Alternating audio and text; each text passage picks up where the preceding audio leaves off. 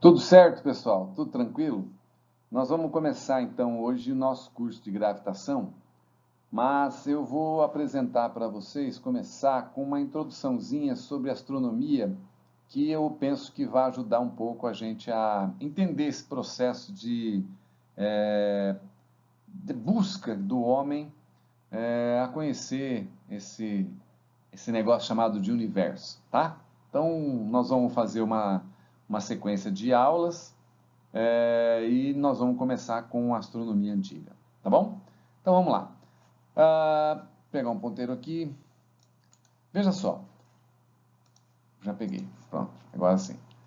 Então, a primeira visão que a gente tem é a visão, uma visão bastante simples, né, simplificada, mas com algumas perguntas a serem feitas, né? Então, por exemplo, concepção de mundo era um mundo rodeado de água, né, como se fosse uma ilha. E essa estrutura toda sustentada por um elefante, que seria, teoricamente, o símbolo de força. Agora, o elefante sustentado por quem? Então, ninguém sabe, né? Bem, outra visão bastante similar, mas também representada por força, para sustentar todo esse elemento. Veja que a noção de força, né, de peso, peso aonde, né? A concepção de quem pesa o quê? Se o peso é uma força de atração, quem está atraindo a Terra para baixo, né? E por que precisa dos elefantes para sustentar isso aqui? Alguém está atraindo. Então não tinha essa concepção de peso, né? Alguma coisa, quer dizer, tinha essa concepção de peso, mas era uma concepção equivocada de força de atração, né? Aqui a Terra com raízes, que é algo também interessante, mas de pouca utilidade, né? A antiguidade apareciam as estrelas, eles contavam cerca de 6.000 estrelas. Nesse momento também tinha a Lua e os planetas, né, chamados de estrelas errantes. Dentre os planetas que eram possíveis ser vistos, a Saturno, né, Vênus, Júpiter, Mercúrio e Marte. Então eram considerados elementos que faziam parte do nosso cosmos, né? Além do Sol, que seria o nosso astro-rei, e aí o homem tinha uma relação de submissão em relação ao nosso Sol, né? A visão babilônica também era algo bastante interessante, né? Era uma esfera de pedra preciosa e as estrelas ficavam incrustadas nessa esfera, e essa esfera era apoiada no cume mais alto das montanhas. De novo, a relação de uma ilha, um mundo cercado de água, abaixo ficava o mundo dos mortos, e o Sol, ele aparecia por cima quando era dia e por baixo vinha iluminar o mundo dos mortos quando estava à noite, né? Uma visão bastante interessante a respeito de como é que funcionava o mundo.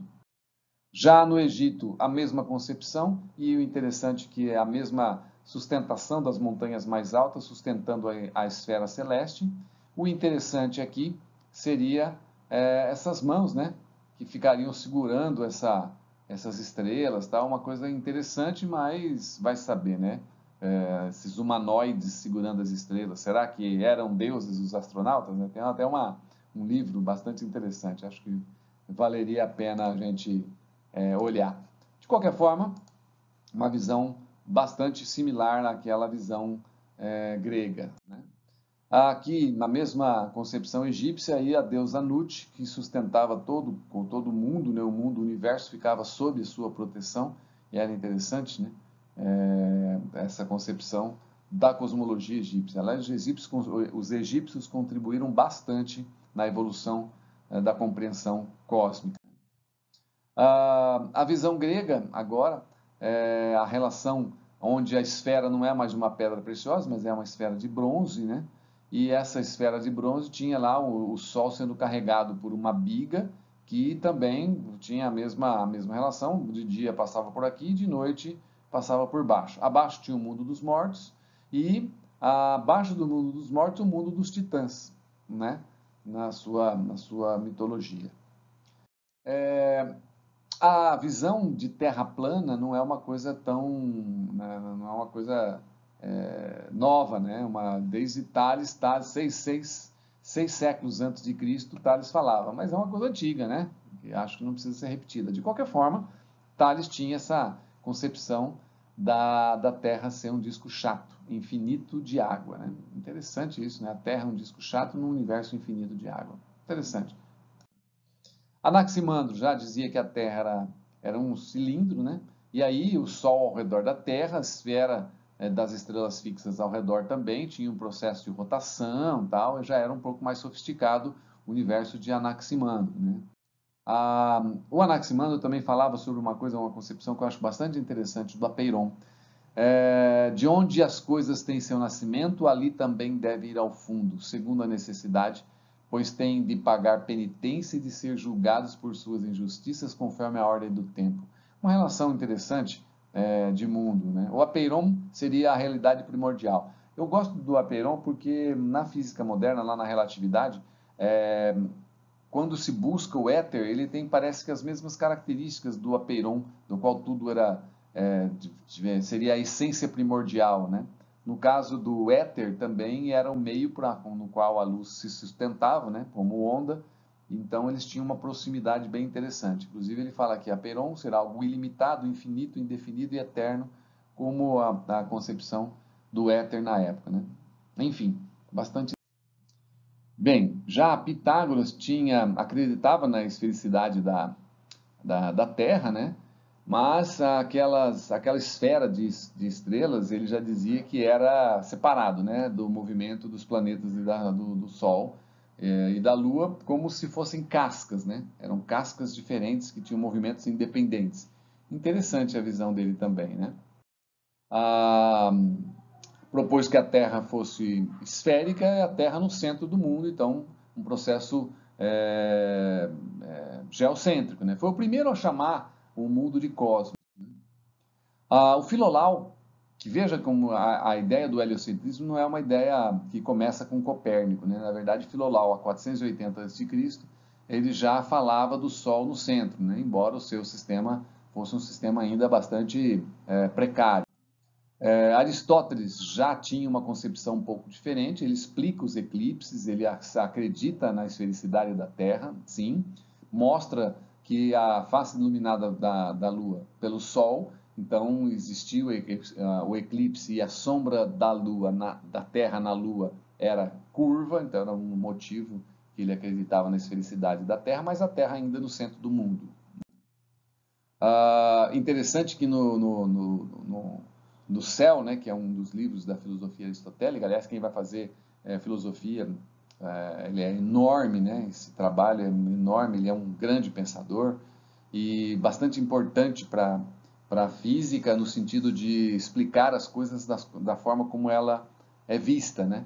Então, se eu colocar um corpo mais pesado que o outro, mais pesado cai primeiro que o outro, uma concepção que só mesmo olhando, se você olhar um caminhão e uma pena, o caminhão vai cair primeiro que a pena.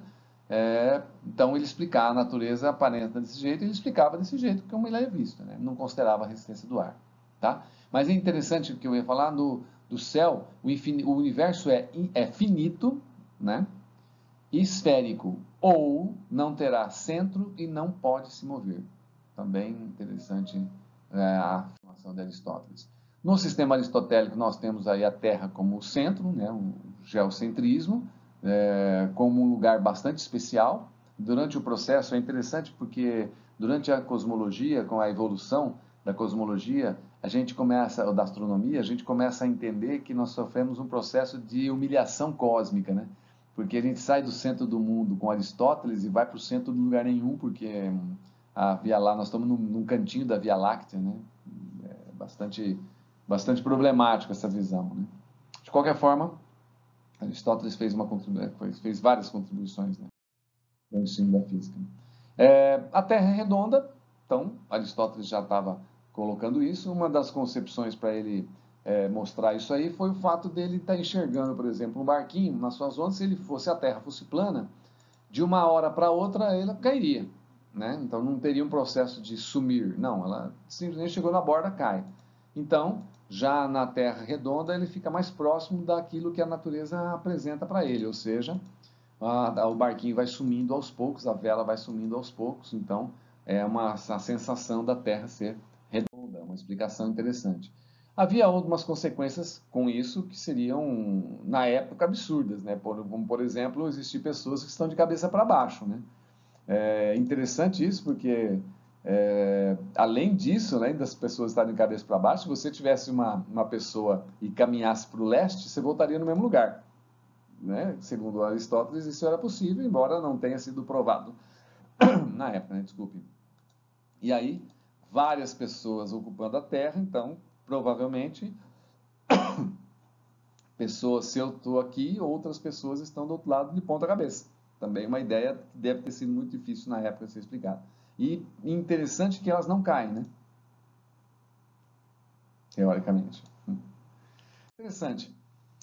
Explicou a relação dos eclipses, então o Sol está aqui, a luz do Sol está aqui, então quando ela estiver aqui eu tenho o eclipse lunar, né, que é onde a Lua some, quando ela estiver aqui a Lua faz sombra na Terra, portanto o eclipse solar, né, então a posição da Lua define os dois eclipses. Até tem uma questão interessante em vestibular, se a Lua demora, vamos pensar aí, um mês para dar uma volta ao redor da Terra, né, vamos pensar dessa forma, então qual é o menor tempo entre dois eclipses consecutivos?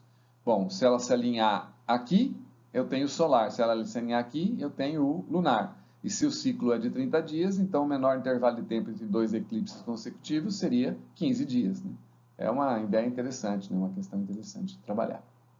Aqui a sombra da Terra, né? Percebe-se exatamente a sombra da Terra na Lua, mostrando que ela é curva, ela não é plana. Isso tem que ficar bastante claro, né? Um sistema híbrido que tem a Terra ainda no centro, né?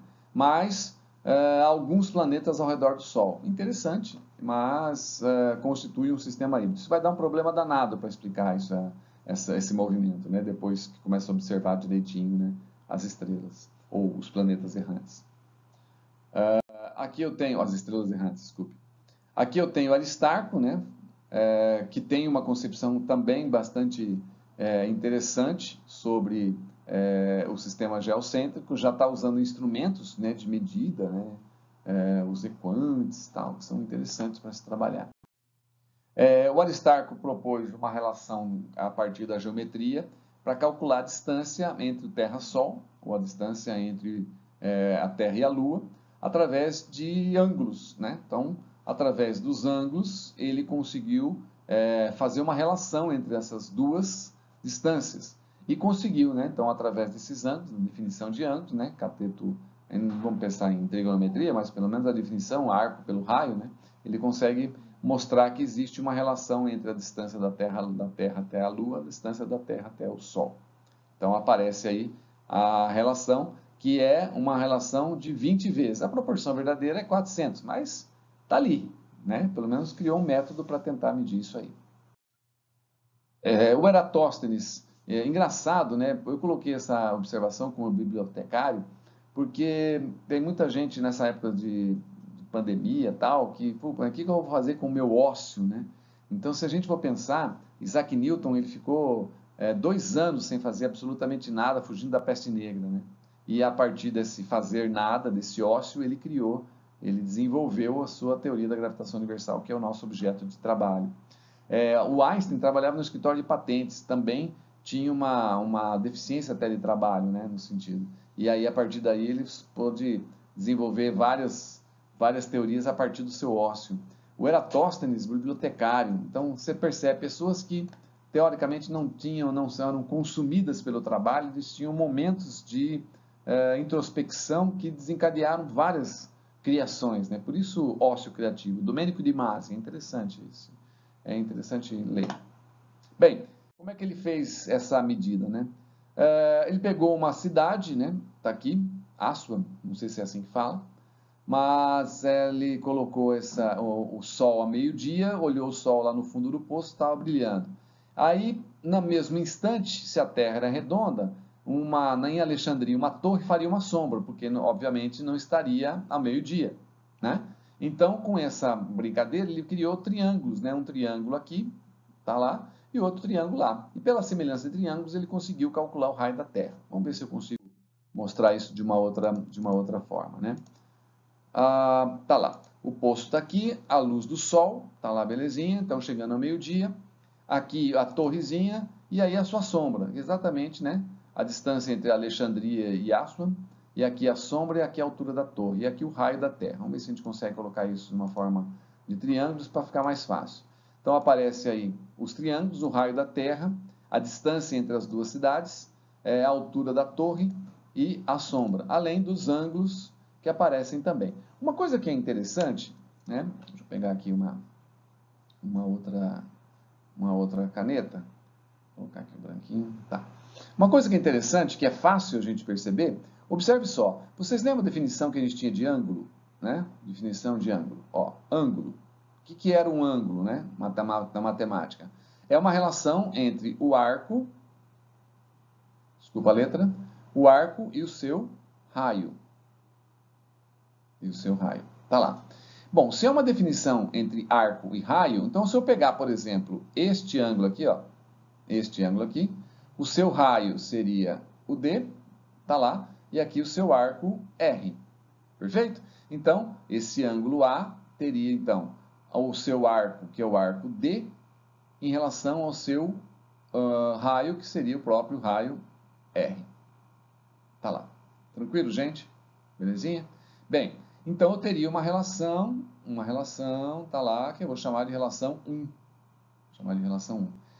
Nesse outro aqui, ó, eu tenho o mesmo ângulo, né, por semelhança, o mesmo ângulo, eu tenho o arco, tá lá, S, e a altura H. Então, eu vou fazer a mesma relação, A seria igual, então, o nosso arco S pelo altura, pelo raio H. Eu tenho outra expressão, né, que relaciona o mesmo ângulo. Tá lá, eu vou chamar de 2. A partir daí, o que eu tenho? Eu tenho o ângulo A sendo definido por D sobre R e o ângulo A definido por S e H. Então, eu posso fazer uma relação entre D e R, que seria o raio da Terra, tá lá, e entre S, que seria a sombra daquela torre, pela altura H. A partir daí, se eu passar o R lá para cima, né? Então, eu vou ficar o R sozinho, o H passa multiplicando o D, então H multiplicando o D e o S dividindo. Essas três coisas, né, que definem o raio da Terra, eu tenho como medida a distância entre as cidades, eu tenho a altura da torre, eu tenho o S. Bastante interessante, né, se a gente for pensar nessa definição. Por quê? Porque eu consigo, a partir daí, medir a distância. Vou pegar o ponteiro de novo aqui. Ponteiro laser. Conseguiu, a partir daqui, medir a distância, o raio da Terra aproximado, né? Ele acaba acertando não totalmente, né, pela precisão, mas ele chega bem próximo. Bom, gente, então no próximo encontro a gente vai continuar a partir de Eratóstenes para chegar até a concepção de mundo, passando por Galileu, por Newton, isso a gente vai ver. Beleza? Então a gente se vê daqui a pouco.